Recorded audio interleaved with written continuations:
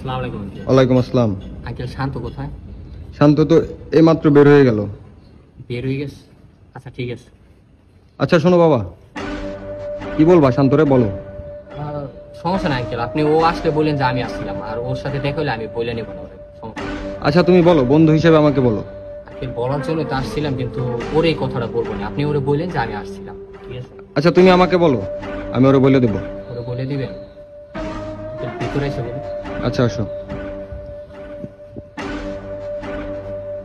Uncle, তুই এই যে রাইত হলে প্রতিদিন আমার গার্লফ্রেন্ডের কাপল ব্লগ আর কাপল রিলস শেয়ার করে কি বুঝাইতে চাস? তুই অনেক বড় প্লেয়ার হয়ে গেছিস, অনেক বড় এস্থেটিক বয় হয়ে গেছিস গা। নেক্সট টাইম যদি আমার গার্লফ্রেন্ডের দেওয়া মেসেজ দিতে, তুই জানতি না এদিকে আয়।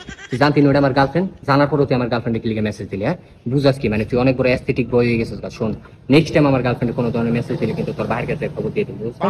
আরে তুই যে যে গত সপ্তাহে আমার লগে এক লগে মদ খালি আর কলি যে অর্ধেক টাকা তুই এই যে আজকে দিবি, আজকে সন্ধ্যায় তো টাকা কই? তুই বাসা থেকে গায়েব হয়ে গেছিস গা। হ্যাঁ আমার টাকা যদি কালকে সকালের মধ্যে না দেস, এদিকে আয়। ফোন কালকে সকালের মধ্যে যদি তুই আমার টাকা না দেস, তাহলে এই যে গত বছর তোর মার স্বর্ণের চেন চুরি করে তুই আইফোন এক্সএস ম্যাক্স চেঞ্জ হত না, এটা যে তোর ভাইয়ের কাছে কই দিন, বুঝতে যা ভালো হয়ে যাইস। এইটাই বলার ছিল, ওরে একটু বলে দিন। হ্যাঁ